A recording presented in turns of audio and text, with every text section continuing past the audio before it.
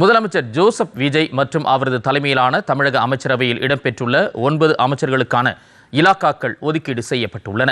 முதலமைச்சரின் பரிந்துரையை ஏற்று அமைச்சர்களுக்கான இலாக்காக்களை ஒதுக்கீடு செய்து ஆளுநர் அர்லேக்கர் உத்தரவு பிறப்பித்துள்ளார். இதன்படி முதலமைச்சர் ஜோசப் விஜய் பொதுத்துறை, பொது நிர்வாகம், காவல், வனத்துறை, வருவாய்த்துறை, உள்துறை, மகளிர், இளைஞர், குழந்தைகள், முதியோர், மாற்றுத்திறனாளிகள் நலன் மற்றும் நகராட்சி நிர்வாகம் மற்றும் குடிநீர் வழங்கல் துறை ஆகிய துறைகளை கவனிப்பார்.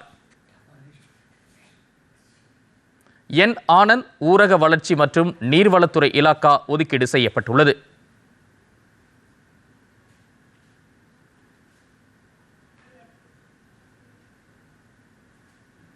ஆதவர்ஜனாவுக்கு பொதுப்பணித்துறை மற்றும் விளையாட்டு மேம்பாட்டுத்துறை ஒதுக்கப்பட்டுள்ளது.